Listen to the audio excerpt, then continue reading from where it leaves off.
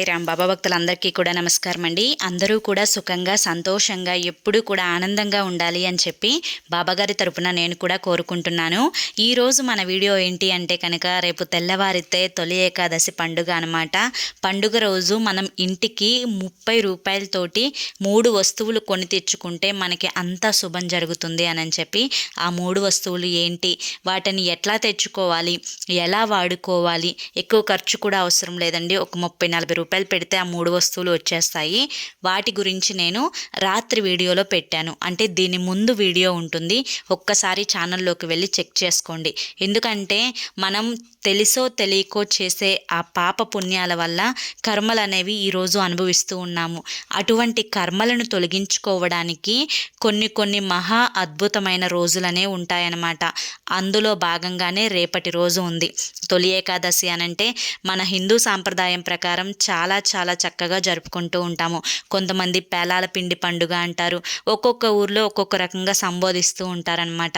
ఏది ఏమైనా కానీ మనకి పండుగలలో మొదటిగా వస్తుంది కాబట్టి ఈ తొలి ఏకాదశి పండుగని ఒక పర్వదినంలా చాలా సంతోషంగా జరుపుకుంటూ ఉంటాము. అయితే తొలి ఏకాదశి రోజు 2 తమలపాకులతో కనుక ఇలా చేస్తే కనుక సకల సంపదలు, అఖండ ధన ప్రాప్తి, అష్టైశ్వర్యాలు, మంచి ఆరోగ్యం లభిస్తుంది అని చెప్పి మనకి శాస్త్రం అయితే చెప్తుందండి. ఈ సందేశం అనేది చాలా మందికి కూడా వినే అదృష్టం అనేది ఉండదు. ఈరోజు మీరు వింటున్నారు అంటే కనుక నిజంగా ఇది బాబాగారి యొక్క అదృష్టంగా మనం భావించుకోవాలి. చాలా మంది కూడా ఒక్కొక్క దేవుణ్ణి ఒక్కొక్క రూపంలో చూసుకొని చాలా ఇష్టంగా పూజలు అనేవి చేసుకుంటూ ఉంటారు. అందులో భాగంగా మన సాయి కుటుంబీకులందరం కూడా మనం బాబాగారిని తలుచుకొని చాలా ఇష్టంగా పూజ చేసుకుంటూ ఉంటాము. అయితే రేపటి రోజున అందరూ కూడా ఒకే రూపాన్ని ఇష్టంగా పూజిస్తారు. వెంకటేశ్వర స్వామిని, కొంతమంది వచ్చేసేసి ఏడుకొండల స్వామి అని చెప్పి అంటారు, గోవిందుడు అని అంటారు. ఇలా ఏకాదశి రోజు విష్ణుమూర్తి అవతారంలో ఉండే స్వామిని ఇలా పూజించుకుంటూ ఉంటారనమాట. మీరు ఎవరికి పూజించినా కూడా బాబాగారికి ప్రత్యేకంగా ఒక దీపాన్ని అయితే వెలిగించడానికి ప్రయత్నించండి. చాలా మంచి జరుగుతుందన్నమాట. లేదు అని అనుకుంటే కనుక నార్మల్గానే మీరు రేపు ఇంట్లో పనులన్నీ కూడా చక్కగా శుభ్రంగా చేసుకొని మంచిగా ఇల్లు తుడుచుకొని ఇక మీరు పూజ చేసుకునే సమయంలో 2 పిండి దీపారాధనలు అయితే దీపారాధన ప్రమిదలను అయితే చేసుకోవడానికి ప్రయత్నించండి. ఎందుకంటే ప్రత్యేకించి తొలి ఏకాదశి విష్ణుమూర్తికి చేసుకుంటాం కాబట్టి విష్ణుమూర్తికి పిండి దీపంతో చేసిన దీపారాధన అంటే చాలా ఇష్టం అన్నమాట. అంటే కొంచెం బియ్యం పిండిని వేసి అందులో కొంచెం బెల్లంని కలిపి చక్కగా దాన్ని ఒక ప్రమిద ఆకారంలో కొంచెం నీళ్లు వేసుకొని కలుపుకుంటూ చక్కగా ఒక ప్రమిద ఆకారంలో అందంగా దాన్ని ప్రమిదలాగా మలుచుకొని మధ్యలో ఆవు నెయ్యిని వేసి పసుపు ఒత్తి కానీ ఎరుపు ఒత్తి కానీ వేసుకొని, లేదు మా దగ్గర లేవు అనుకుంటే కనుక మామూలు ఒత్తులు వేసుకొని మీరు దీపం పెట్టుకోండి. అలా 2 ప్రమిదల మీద కూడా మీరు గంధంతో వెంకటేశ్వరుని యొక్క నామాన్ని చక్కగా అందంగా గీసుకోండి. వెంకటేశ్వర స్వామి యొక్క నామం తెలుసు కదా మీకు ఎలా ఉంటుందో. అలా మట్టి ప్రమిదలు కొంచెం ఒక మంచిగా మీడియం సైజు చేసుకోండి. మరీ చిన్నవి కాకుండా, మరీ పెద్దవి కాకుండా, ఎవరి దైవ మందిరానికి తగ్గట్లుగా చక్కగా మంచిగా అందంగా ప్రమిదన అయితే చేసుకోండి. ఎలా చేసుకోవాలో మీకు వీడియోస్ కూడా చాలా ఉన్నాయండి. ఒక్కసారి వెళ్ళి యూట్యూబ్లో సెర్చ్ చేసి చూడండి. చాలా చక్కగా ఉంటుందన్నమాట. అందంగా ఉంటుంది పిండి దీపం.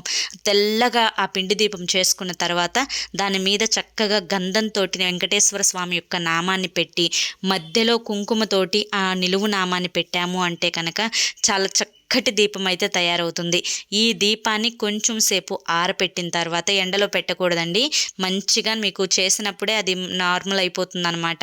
అందులో మీరు స్వచ్ఛమైన ఆవు నెయ్యిని చేయండి. లేదు అనుకుంటే కనుక నార్మల్గా మీరు రెగ్యులర్గా వాడుకునే నువ్వుల నూనెతోనైనా కూడా చేయండి. తరువాత మీరు ఆ ప్రమిదల కింద పిండి ప్రమిదల కింద అటు ఒక తమలపాకుని ఇటు ఒక తమలపాకును వేసి దాని మీద కొంచెం అక్షంతలు వేసి ఈ పిండి ప్రమిద ప్రమిదను పెట్టండి.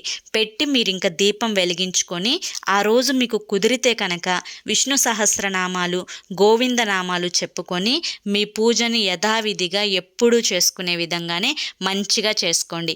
ఇక నైవేద్యంగా తొలి ఏకాదశి రోజు ఇంట్లో పాలు పొంగించుకుంటే చాలా మంచిదండి. పాల పొంగలు చేసుకోవచ్చు, గారెలు చేసుకోవచ్చు, పానకం పెట్టుకోవడానికి ప్రయత్నించండి. ఎందుకంటే ప్రతి పూజలో కూడా మీరు క్రమం తప్పకుండా పానకం కొంచెమైనా కానీ మీరు చేసుకొని దేవుని ముందు పెట్టారు అని అంటే పానకం ఒక్కటే ఎన్నో ప్రసాదాలతోటి సమానం అన్నమాట. అందుకని చెప్పి ఎక్కువ చేసుకోలేకపోయినా వడపప్పు పానకం పెట్టుకున్నా కూడా మంచిగా సరిపోతుందన్నమాట. ఆ విధంగా పెట్టుకొని ఇంకా చక్కగా విష్ణు సహస్రనామాలు ఇవన్నీ పెట్టుకొని అని చెప్పుకోండి. ఒకవేళ మీకు రాదు, మాకు నోరు తిరగదు అనుకుంటే కనుక మీరు మంచిగా యూట్యూబ్లో విష్ణు సహస్రనామాలు అని చెప్పి కొడితే మంచిగా వస్తాయి. రేపంతా కూడా ఎటువంటి నెగిటివిటీ లేకుండా ఇంట్లో మంచిగా పాజిటివ్గా ఉండాలి అని అంటే కనుక ఇంకా మీరు పూజ అంతా కూడా కంప్లీట్ అయిపోయిన తర్వాత మీరు హారతి ఇచ్చేటప్పుడు పచ్చకర్పూరంతో ఇవ్వడానికి ప్రయత్నించండి. ఎందుకంటే విష్ణుమూర్తికి పచ్చకర్పూరం అంటే చాలా ఇష్టం అన్నమాట. అందుకని ఆ పచ్చకర్పూరంతో మనం వెలిగించి హారతి ఇచ్చేటప్పుడు దాని నుంచి వచ్చే ఆ పొగ ఏదైతే ఉంటుందో చాలా అద్భుతంగా ఉంటుందన్నమాట. ఆ పొగ వల్ల ఇంట్లో ఉండే నెగిటివిటీ అంతా కూడా వెళ్ళిపోతుంది. చక్కగా ఆ విధంగా హారతిని ఇచ్చుకున్న తర్వాత మీ పూజని కంప్లీట్ చేసుకోండి. ఇలా మీరు తమలపాకు పెట్టి పిండి ప్రమిదను వెలిగించుకోవడం వల్ల రేపు చాలా అంటే చాలా పాజిటివిటీ అనేది మీ ఇంట్లో ఏర్పడుతుంది.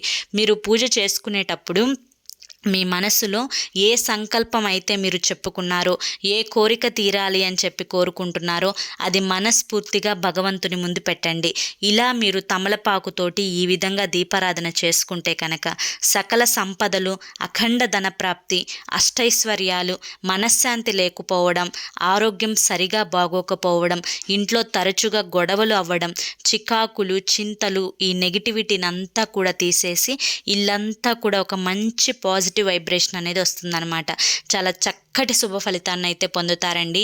చాలా మంచి అద్భుతమైన ఫలితాలు అనేవి మీకు రేపు ఈ తమలపాకు మీద పిండి దీపారాధన చేయడం వల్ల మంచి ఫలితాలు అనేవి మీకు వస్తాయన్నమాట.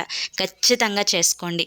మరి ఈరోజు బాబాగారి యొక్క ఆశీర్వాదంతో వచ్చిన ఈ సందేశం అయితే ఇదేనండి.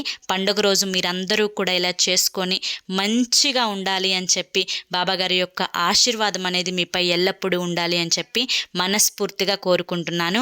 మరి బాబాగారి సందేశం మీకు నచ్చింది అనిపిస్తే ఒక చిన్న లైక్ ఇవ్వండి ఫ్రెండ్స్. మొదటిసారి కొత్తగా మన ఛానల్లోకి వచ్చి ఇప్పటి వరకు మన ఛానల్ని సబ్స్క్రైబ్ చేసుకోకపోతే కనుక మన ఛానల్లో కింద సాయి పిలుపు పక్కన రెడ్ కలర్లో సబ్స్క్రైబ్ అనే బటన్ ఉంటుంది. దాన్ని ప్రెస్ చేసి పక్కనే ఆల్ సింబల్ ఉన్న బెల్ని కూడా మీరు యాక్టివ్ చేసుకుంటే ప్రతిరోజు కూడా బాబాగారి పిలుపు ద్వారా వచ్చే సందేశాలు అనేవి మన వరకు చేరి మనకుండే కష్టాల నుంచి, కర్మల నుంచి, బాధల నుంచి బయటపడి మనం ఆనందంగా జీవితాన్ని సాగించడానికి ఇవి మనకి గొప్ప అదృష్ట మార్గాల్లాగా ఉపయోగపడతాయి. మరి సాయంత్రం బాబాగారి పిలుపు ద్వారా వచ్చే వాక్కుతోటి మళ్ళీ మనం అందరం కూడా తప్పకుండా కలుసుకుందామండి. అంతవరకు కూడా సర్వే జన సుఖినో భవంతు. ఓం సాయిరామ్.